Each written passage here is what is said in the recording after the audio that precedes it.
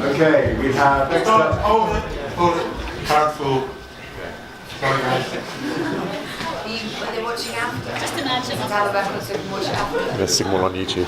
Yeah. Just madness. They'll be private, don't worry. Yeah, I don't even want to see myself. Has this one got card? No, there's cards in both of them, but this one needs a euro. I'm just trying out the whole thing. I'm going to answer take it.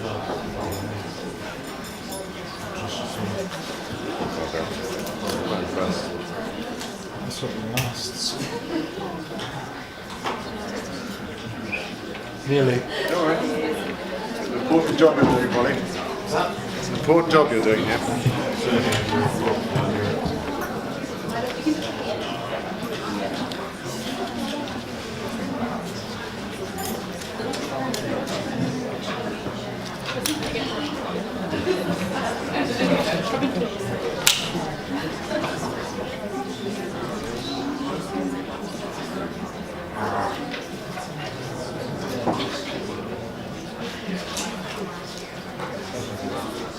Go. Okay.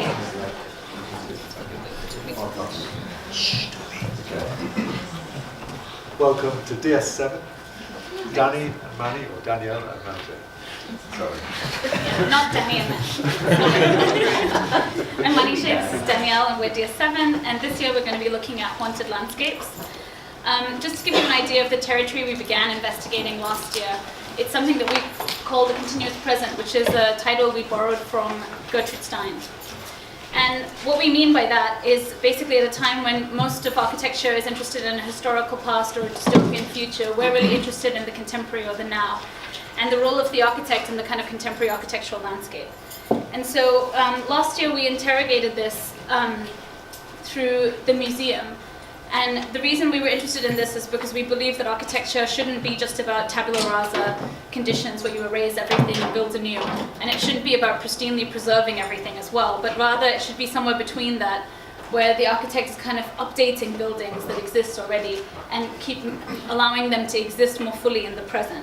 And so this is a slide from a Rem Koolhaas lecture at Columbia, where he shows how the distance between what we preserve and the present is constantly decreasing. So that we'll soon be in a time where preservation actually becomes something proactive that we do while designing the building rather than retroactive.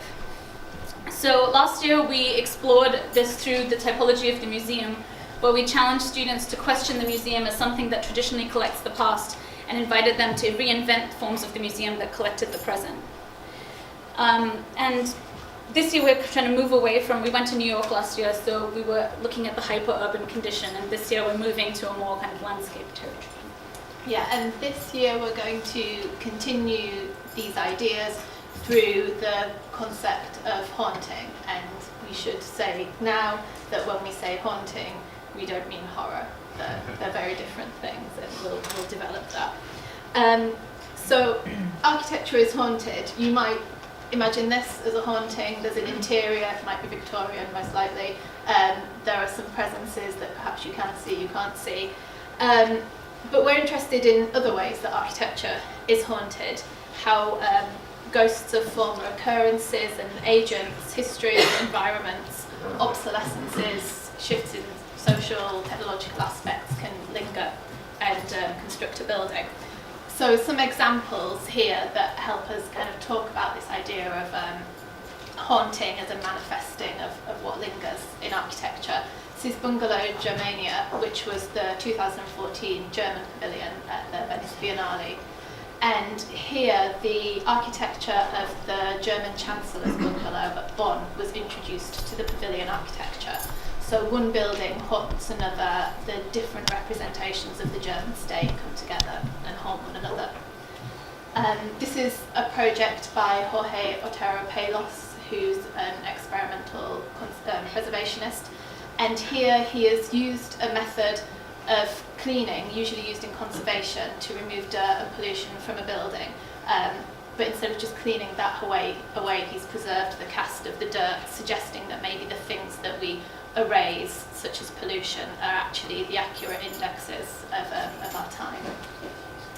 And 6A Architects, this is related to the Raven Row Gallery project. which is a pair of 18th century houses that are thick with history that wasn't necessarily present, yet was hidden within the archives, where they discovered the story of this fire that gutted the buildings. And this fire, the story of this fire now lingers and haunts the building in the charred timber that they've used throughout. And Alison and Peter Smithson's Robin Hood Gardens, where the undulating landscape was constructed from the bomb rubble and debris of the East End in the site where the project was built. So throughout the year we'll share examples of haunting in literature, in film, in art. This is a film by artist John Smith called The Black Tower, where the protagonist is actually haunted by architecture that becomes mobile in the landscape and is a sinister presence that follows him. Our site will be Dungeness. Dungeness is a headland on the south coast of England.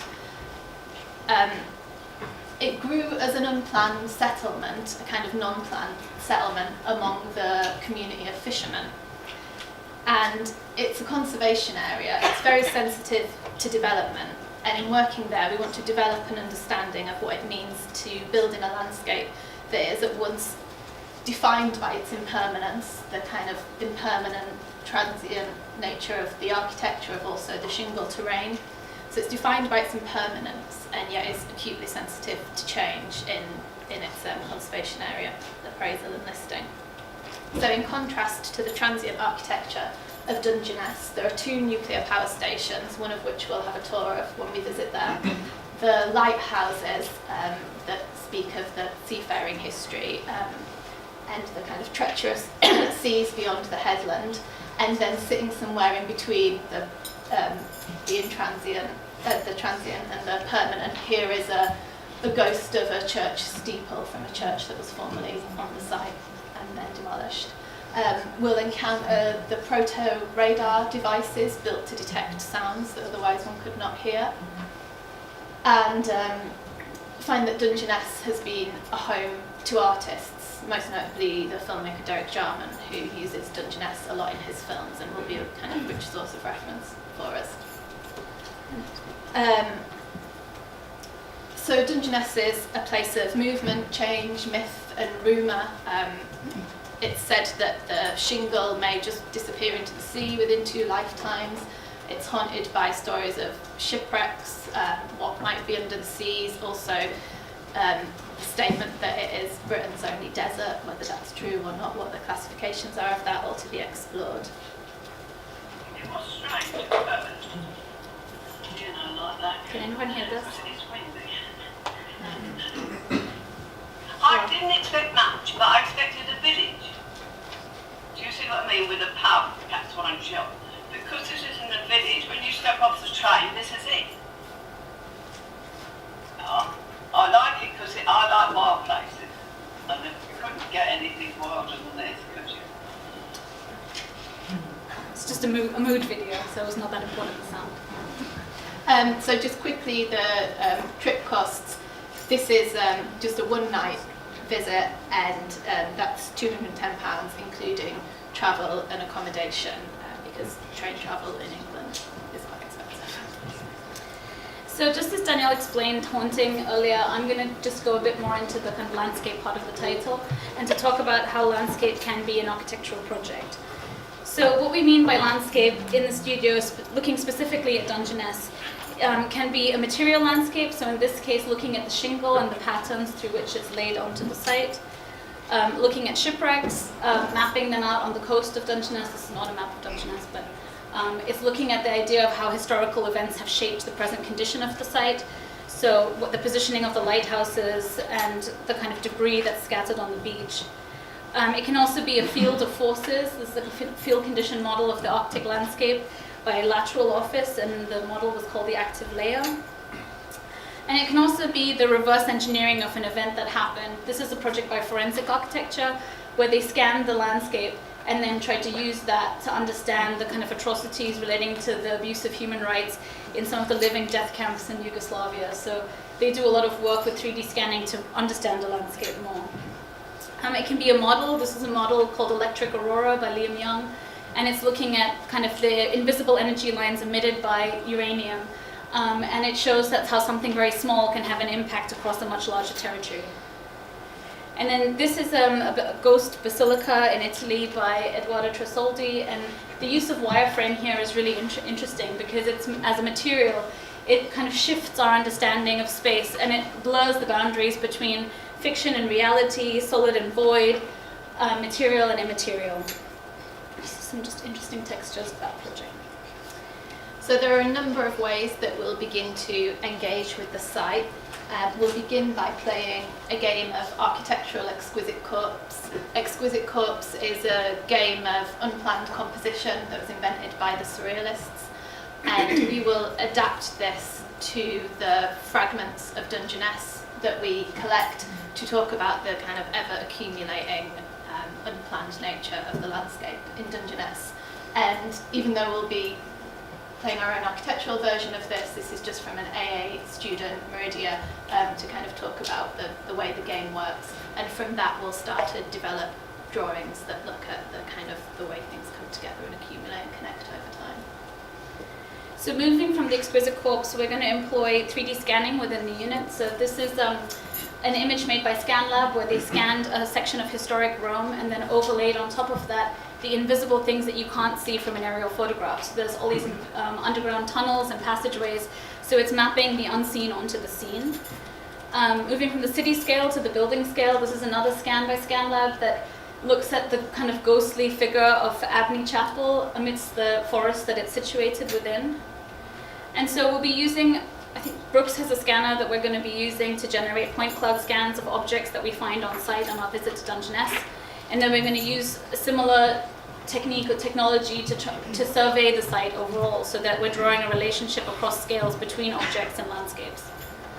We're also interested in trying to build this into the technology part of the studio, so we want to use different techniques. This is infrared film that was used by Moss to document the Democratic Republic of the Congo, and all the greens, because of the film, appear in this unique shade of pink, which is really fascinating because it causes you to read the landscape in a totally different way. I think, as Jaya mentioned in her presentation, we're going to be using photogrammetry, using multiple images to put together